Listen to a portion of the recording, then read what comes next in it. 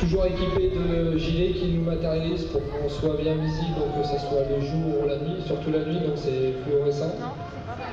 Rétro, on réfléchit ça. On peut avoir les mêmes pour les motos. Non, de l'autre côté, vous ça arrive plus vite.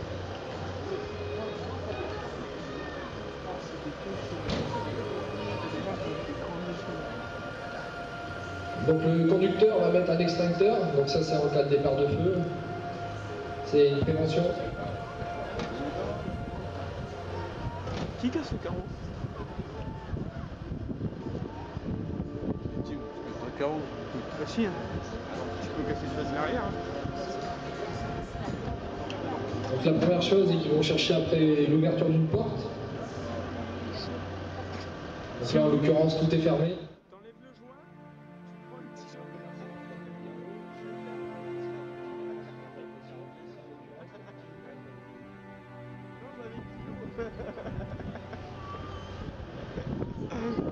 Ah tu vois qu'ils ont cassé le carreau.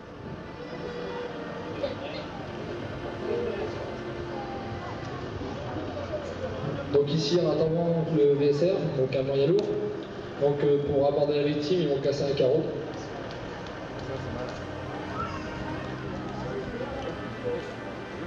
Je suis pas...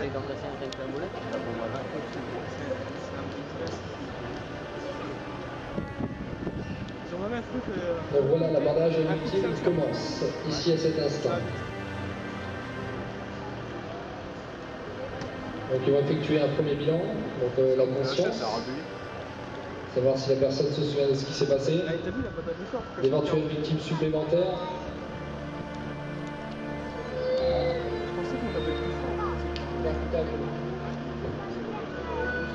Donc là, le moyen lourd, donc le VSR, véhicule de secours routier, donc équipé ici de 5 personnes. Donc ce véhicule va notamment servir donc, sur les voies publiques ou autoroutes pour faire un balisage, donc pour éviter aux autres véhicules de venir percuter et de faire un suraccident. Donc ici en jaune, donc, le chef d'agréé du VSR, qui lui va prendre en compte toute la manip. Donc deux équipiers qui vont baliser, donc ils vont mettre des panneaux d'accident de part et d'autre du côté de la route, des plots, des cônes de Lubeck pour ceux qui connaissent. Tout ça pour matérialiser donc la zone d'accident. C'est l'écran.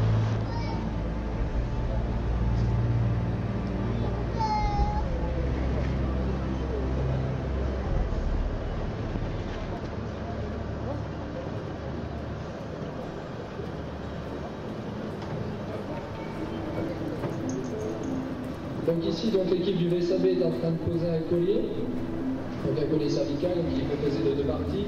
Donc ce collier va simplement aider à maintenir donc, la tête pour respecter un axe qu'on appelle l'axe tête-bouton, pour d'éventuelles lésions au sein de la colonne cervicale. Je couperai, t'inquiète. Donc là, le PCR va caler le véhicule pour permettre qu'une personne s'introduit à bord du véhicule pour faire un meilleur moyen, un meilleur bilan.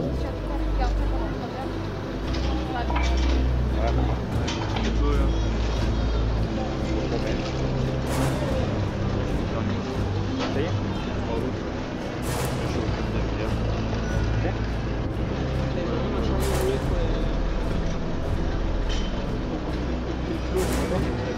On arrive la semaine prochaine. Ils vont pas te casser le dos. Hein. Ils sont préparés pour tout, mais pas pour ça. Mais votre truc là, vous faites avec Donc ici, ils font un calage 3 ou 4 points, ça dépend. Donc ça sera un calage minimum de 3 points, donc 2 points à l'avant donc du côté de la victime, et un point de l'autre côté, au centre du véhicule, donc pour que le véhicule soit calé, limite le haut de toucher à peine au sol. Donc ça va éviter en fait que lorsqu'ils vont s'introduire dans le véhicule, que le véhicule bouge et des émotions sur le rachis. Je vais faire ma tour en fond d'envol, mais il n'y a pratiquement plus de place. Il faut poser une jambe. D'accord. Donc là ici, donc, le chef d'agréé David a dans ses mains donc, une planche avec une feuille à remplir. Donc notamment sur cette feuille, donc, il va y avoir divers renseignements à remplir. Donc ça fait l'identité de la victime, son adresse. Et ensuite, ça va être complété par plusieurs chiffres, notamment fournis par les équipiers. Ça va être un pouls, ça va être une saturation d'oxygène, ça va être les diverses blessures, les divers traumatismes, les plaintes exprimées. Donc avec tout ça, donc David va vous rappeler le 15. Donc le 15, je vous rappelle, c'est le SAMU. Et il passera son bilan au SAMU. À partir de ça, de tout ce qu'il aura exprimé, donc le SAMU se déplacera ou non en fonction de la gravité de la victime. Tout en sachant que quand vous appelez le 15, vous tombez d'abord sur un médecin régulateur qui lui va juger ou pas dans la route. C'est pas une voiture, c'est un gouffre. Pareil, carrément. Le mec qui fait de place. Donc ici le VSR, donc le chef d'agréé a décidé de faire un pavillon, ce qu'on appelle un pavillon, de couper le doigt. Donc ils vont déjà commencer par défaire les jointures, donc tous les joints pour pouvoir les couper par la suite. Comme je vous disais tout à l'heure, donc le FSR est composé de 5 personnes, donc le chef d'agréé du conducteur. On va remettre de 6 personnes aujourd'hui car on a la possibilité d'avoir du monde, donc d'avoir 2 binômes supplémentaires. Donc le premier binôme qui a fait le balisage, donc qui a posé le panneau, les codes, a procédé au calage, et la deuxième équipe du SR qui peut découper. Donc plusieurs outils, donc l'hélicoptère, la cisaille, et d'autres instruments, donc des groupes en l'occurrence, donc ici c'est des groupes thermiques. Donc il faut ce qu'on appelle un parc à matériel, c'est-à-dire que tout ce qui va découper et enlever du véhicule va être situé donc, sur cette page que vous pouvez un peu voir, tout simplement pour la propreté et pour faire le temps.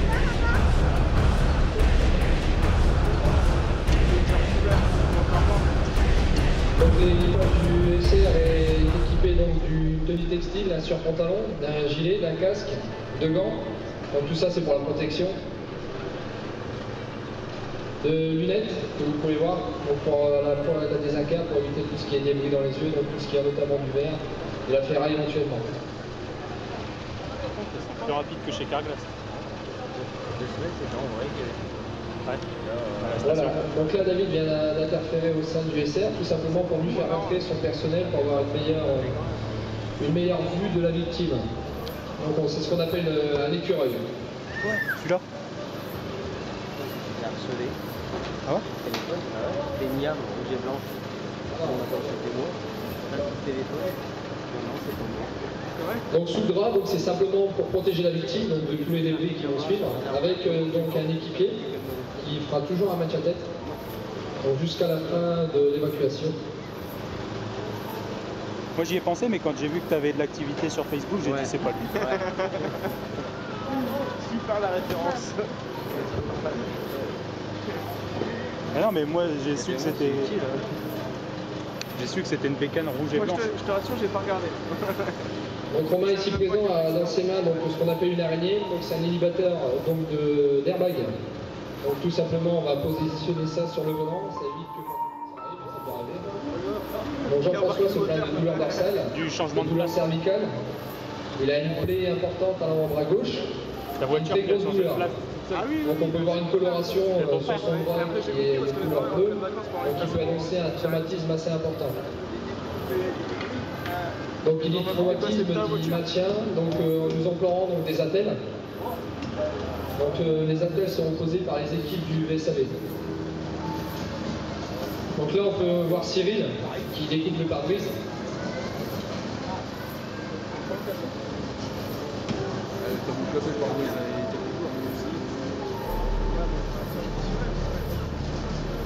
Alors donc, comme je vous le disais tout à l'heure, on peut voir donc des projections de verre au moment où il découpe. Donc c'est pour ça que les lunettes sont impératives sur les lieux pour pouvoir découper.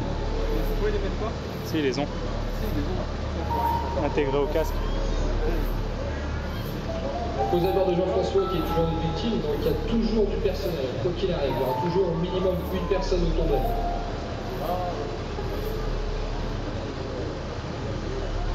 Prends ton casque.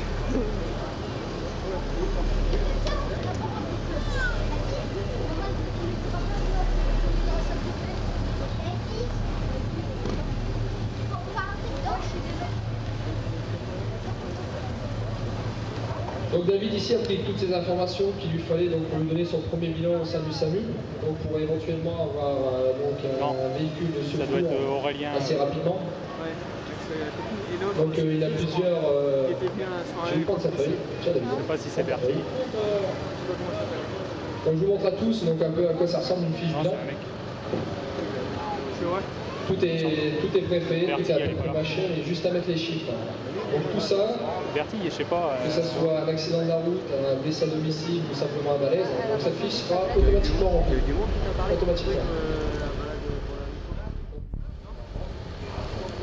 Regarde, il faut une décapotable. Et on peut faire ça, super ça, je veux qu'elle roule encore. Hein. Ouais, ok. Je vais faire ça, je vais faire ça avec sur mes deux Aussi, c'est Florian. Alors, quand même renseigné.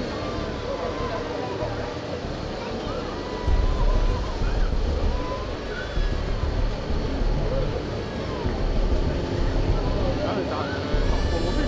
Ah ouais, j'ai remis en route une vidéo.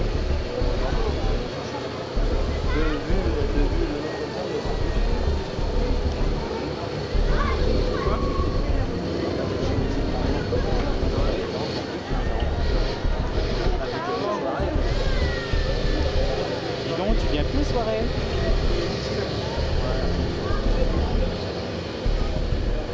Et là, tu cours. Attendez, je dois récupérer le fauteuil. La pluie n'est pas gros. Je viens sur votre truc des morts. Le mien sur Maxara, il grince. Et les morceaux de verre, non? Ils sont intéressés. Donc ici devant vous, donc, il y a Christophe qui vient d'installer. C'est bien, ils ont déjà débarrassé le moteur. Constitué du sac. Ah oui, pour éviter que ça roule. Donc ce que je vous parlais tout à l'heure. Donc voici les polices amicaux, donc de deux parties, pour vous expliquer.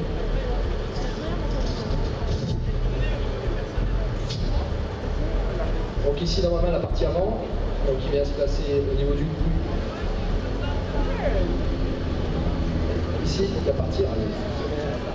Donc ils seront tous les deux rassemblés par les scratchs et qui viendront maintenir. Ça va être juste pour faire chez nous, de la son téléphone.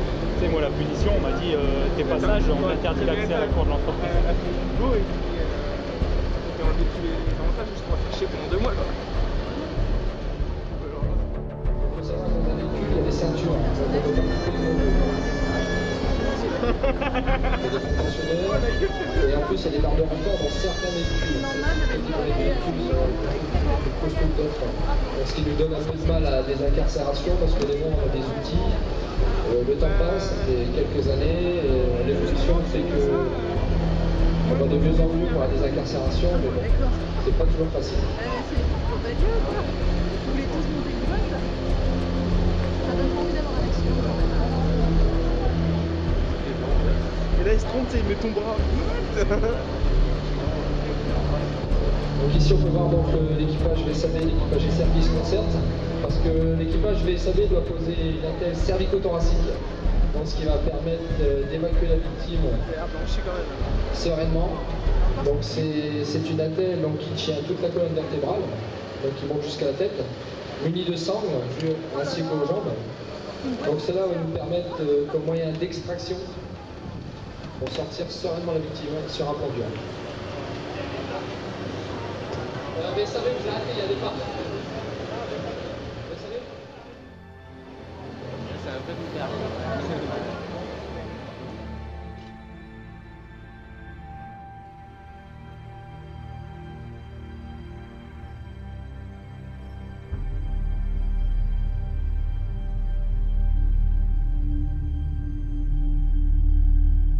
Au micro, donc ça va être un peu dur. Donc je vais vous raconter un peu l'histoire que j'ai. Donc j'ai été victime d'un accident de voiture il y a 4 ans. Donc j'ai maintenant... Enfin,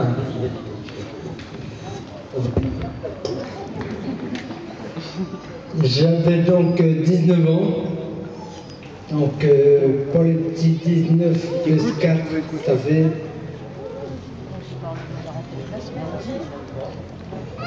Allez, vas-y, réponds au table. Les petits.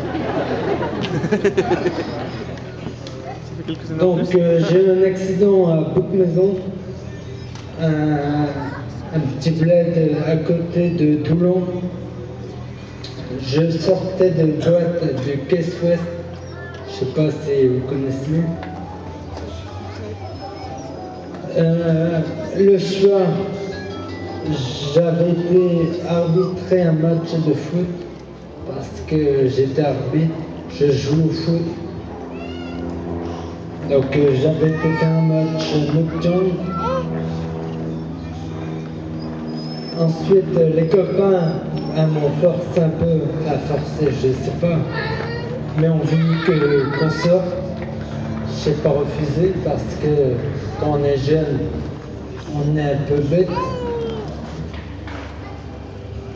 On est parti tard, on est revenu tôt pour une boîte assez tôt. Mais le truc, c'est que je ne suis pas revenu. J'ai été à l'hôpital, j'ai fait 5 semaines de coma artificiel. Ensuite, à mon réveil, je ne marchais plus, je ne parlais plus. J'ai été en rééducation à Berck. Après Berck, je suis arrivé à Corbie. Après Corbie, j'ai fait du libéral, que je fais encore. Et en plus du libéral, je fais beaucoup de sport. J'ai... Ok. Donc, comme je vous ai dit, j'ai fait du coma. Durant le coma, j'ai eu plusieurs opérations. Donc, j'ai été opéré de la rate. Tout le monde connaît ce que c'est la rate. Oui. Ok, personne ne connaît. C'est un organe pas important parce que je vis toujours. Mais ça repousse un peu les anticorps. C'est un anticorps, on va dire. Donc voilà, je peux tomber plus facilement malade que vous. Et je ressens moins la fatigue. C'est pour ça qu'au cheval de course, on leur enlève la rate.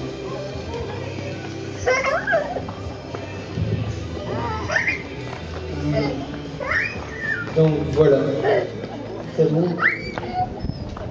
Bon, il faut savoir, oui, vous pouvez l'applaudir pour tout, parce que c'est son vécu, c'est ce qu'il vit tous les jours. Je ne sais pas si beaucoup d'entre vous l'ont connu, mais quand je l'ai vu, je ne dirais pas marcher, hein, parce qu'il se traînait, il était en fauteuil roulant, hein, je crois aussi, de moi. Hein, et il faut savoir aussi que cette journée, c'est lui qui l'a voulu, hein, et également, certainement, à la mémoire d'un de ses copains qui, malheureusement, a perdu la vie à cette occasion. Donc, bon, vous pouvez encore l'applaudir, il y a beaucoup d'émotions chez lui, certainement. Hein, c'est difficile à parler de cette expérience. Là, à côté, vous pouvez aller faire un tour, il y a des simulateurs pour voir ce que ça donne.